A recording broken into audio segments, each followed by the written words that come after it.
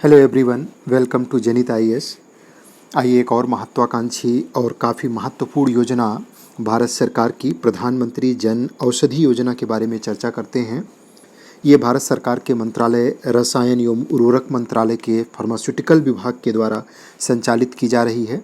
वैसे तो योजना 2008 में प्रारंभ करने की कोशिश हुई थी, लेकिन प्रॉपर तरीके से इसे 1 जुलाई 2015 से लॉन्च किया गया। प्रधानमंत्री जन औषधि केंद्र के माध्यम से देश की जनता को सस्ती और गुणवत्ता युक्त quality medicines at affordable prices पे प्रदान करने का इसका मेन मोटिव है।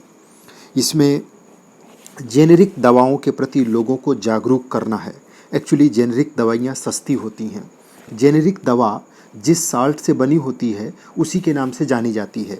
जैसे दर्द और बुखार में काम आने वाले पैरासीटामॉल सॉल्ट, अभी एक जेनेरिक दवा है, इसको कोई कंपनी किसी ब्रांड बना करके अपने नाम पे बेचे तो उसी को फिर जैसे अब क्रोसिन, पैरासीटामॉल को क्रोसिन के नाम पे कंपनी ब्रांड नाम हो गया उसका क्रोसिन, अब उसके नाम पे बेचती है। तो जब ब्रांडेड दवा होती है तो उसकी कीमतों को वो कंपनी अपने हिसाब से निर्धारित करती है।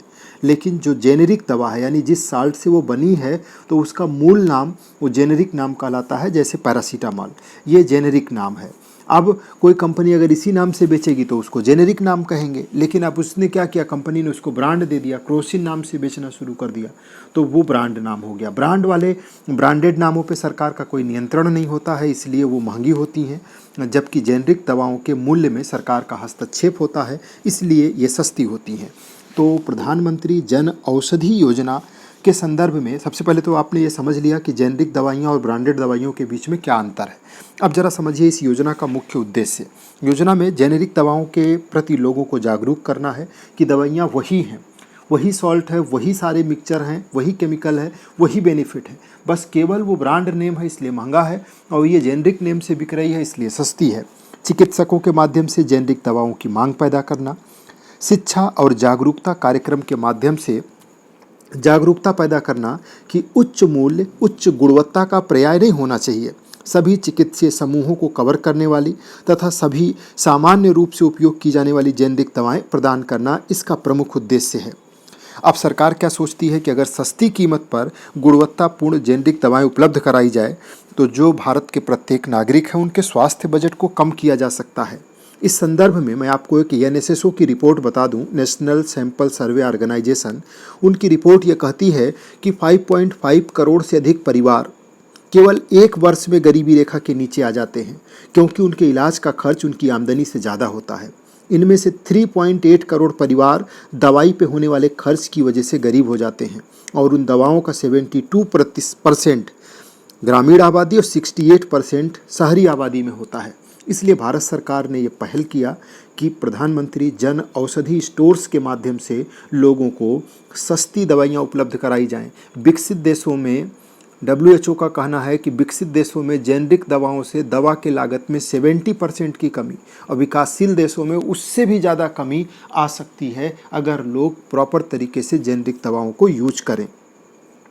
जेनेरिक दवाओं के माध्यम से सरकार 900 प्रकार की मेडिसिन, 174 सर्जिकल आइटम उपलब्ध कराती है और लगातार इनको बढ़ाने का प्रयास है। 200 प्रकार की मेडिसिन और 300 प्रकार के सर्जिकल आइटम्स 2024 तक उपलब्ध कराने का सरकार ने लक्ष्य रखा है।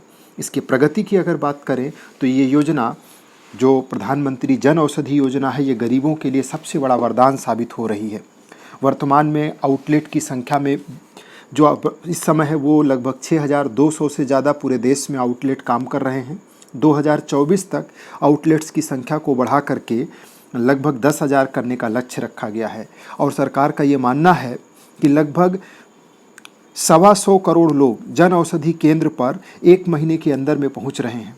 एक माह में 1 से 1.25 करोड़ लोग जन औषधि केंद्र पर पहुंच रहे हैं और अपनी दवाइयाँ ले रहे हैं। तो इस तरीके से इन्हें क्वालिटी मेडिसिन कम कीमत पर मिल रही है, जिससे इनका जो बजट है वो नियंत्रण में बना हुआ है और स्वतंत्र भारत में ये सबसे बड़ी पहल है गरीबों के लिए जो स्वास्थ्य के क्षेत्र में की गई है। सस्ती दवाइयों की उपलब्धता, गुणवत्तापूर्ण दवाइयों की उपलब्धता, जिसमें चिकित्सकों के माध्यम से भी लोगों के बीच में इसका प्रचार प्रसार किया जा रहा है। तो ये योजना है प्रधानमंत्री जन औषधि योजना। ध्यान रखिएगा, इसमें जो रिलेटेड क्वेश्चन पूछे जाएंगे वो ये हो सकते हैं कि किस मंत्रालय के द्वारा ये संचालित की जा रही है। तो यहाँ स्वास्थ्य मंत्रालय आप नहीं लगाइएगा, ये रसायन और उर्वरक मंत्रालय के द्वारा है। 2015 से इसको प्रॉपर लॉन्च किया गया है। इसके प्रमुख उद्देश्यों की प्रगति की मैंने आपसे चर्चा कर दिया। इसके साथ में एक और अपडेट इसमें ध्यान रखिएगा कि 7 मार्च को जन औषधि दिवस के रूप में मनाने का भी सरकार ने निर्णय लिया है और हर 7 मार्च जन औषधि दिवस के रूप में मनाया जा रहा है। तो इस अंक में इतना ही। धन्यवाद।